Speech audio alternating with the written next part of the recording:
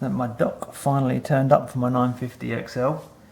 It took a few weeks, a month maybe, but either way it's here. So I thought we'll start off by opening up, see what's inside. I wouldn't imagine there's a lot in there, but let's just find out, shall we? One more.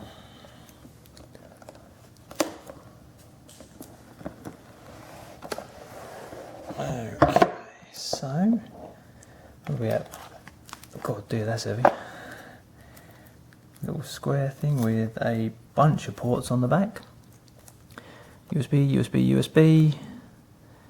There's we got one HDMI, one display port, and that little fella there. Oh, that's interesting. And then the phone plugs in. Sorry, there. There again. Doop. Yeah. Okay, and what else we got in here? Book that tells you how to do it. And oh, let's see this fella. We have power. Boom, boom. Little Microsoft logo there, and we have our cable. So if we look at this fella here and pop that off, this does have some weight to it. I'll be honest with you. Get rid of that. What are we looking at? Bang, there, and then our power.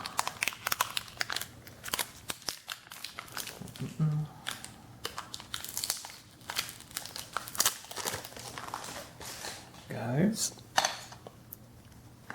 I'm going to assume here at the back there, yeah, right there. Done. So there we go. That's going to plug into the phone. Back here, you're going to plug in whatever USB things you want, and then you've got your choice of an HDMI monitor and or a DisplayPort monitor there. My initial impression of this is actually this is extremely well built. I mean, that's got a bit of weight to it. That's not soft. Looks like we've got a light there for when we turn it on. I mean, that's metal, and this is a nice soft rubbery type substance there. So hey, it seems pretty easy to set up and get configured. So I'm going to go plug it in, give it a test for a bit, and let you guys know what I think. It's been 2.5 to 3 weeks since I got the Microsoft Display Dock. Just wanted to share with you a couple of thoughts on it.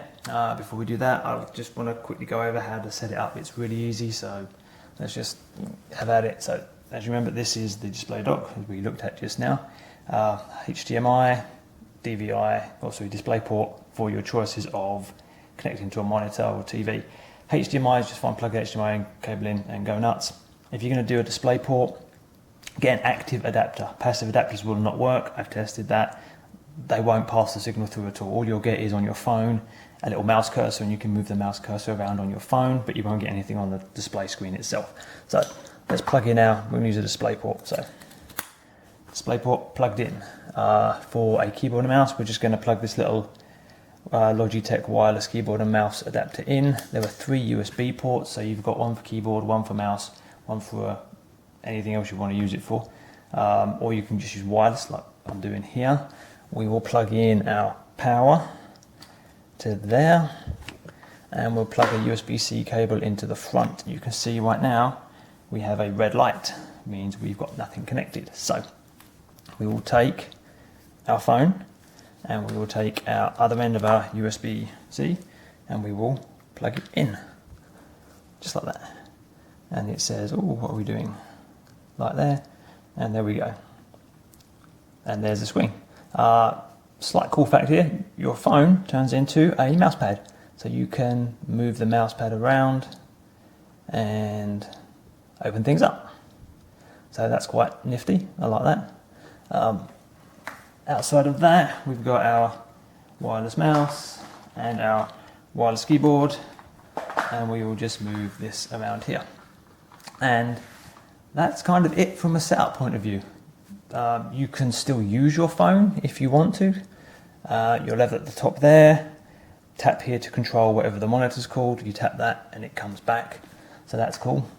From using it on the display sort of thing, that just move the mouse about and click places just like you would do on a PC. Boom and boom. And your start menu is the screen of your phone, so that's exactly what my phone looks like. From an app standpoint, you just do that and then you open an app. So let's open up Pandora. And there's Pandora. Don't laugh at my music choices. So to close an app, we just click this button here. You can't close an app by clicking it. There's no X in the corner. Oh, there's a little X in the corner there. If you hover over it, yeah, there we go. So there we go. Oh, boom. And you've got to get right up in the corner to do that. You can close it there. Or the other option, back to Pandora. We can push this one here. Now this is either close it or pick another app. So we can close it or we can pick another app. So if we've got two apps open, for instance, let's show off Word. There's Word. Boom. There's Word. Now what does Word look like? Let's just pick that thing there. Boom, there's Word. So from an Office standpoint, you can work quite easily. You can pick things and change stuff if you want to. All your basic stuff up here in Word. But then we want to look at PowerPoint. Oh, sorry, Pandora. There is Pandora. So we've got Pandora now. Now we can have Pandora running in the background, playing our groovy tunes, while we sit here and work on our fancy Word documents. You can open stuff from OneDrive straight from here if you want to, so that's nice. If you want to store everything in OneDrive and work away, it's a nice holistic approach really. You've got your Office on there, it's all got OneDrive on there, everything you do on the phone gets saved to OneDrive, everything you can do on your PC you can save to OneDrive, you can open it on your phone when you're out and about, that sort of thing. Is there a drawback to this whole scenario? Not overly a drawback, to be quite honest with you. If you had one at work, say one at home, you could take your phone to work, plug it in, do your stuff, unplug it, take it home, plug it in there, connect it to the TV, and do your stuff there. I wish there were more apps available for Continuum, so not all apps are Continuum supported. So you can see these ones that are greyed out here. They are greyed out because they are not Continuum compatible. You can see that as well on the All Apps menu. Most of these are greyed out, which is a shame, especially for things like, where is it? Skype is, where are you, Skype? That doesn't matter. Oh yeah, sorry. Skype is greyed out there. Skype for Business is greyed out there. Xbox is also greyed out. So things like that, you'd think they'd have kind of prepped those in advance of releasing this Continuum stuff so that they had something to show off. I'm sure they'll come eventually. In fact, if we try and open Skype, for instance, it will actually say to us, we can't open that app here. We're working to support more apps. For now, we can open this on your phone. The phone is there. If we just click the open button, it'll go blam, and there you go, it's open on the phone.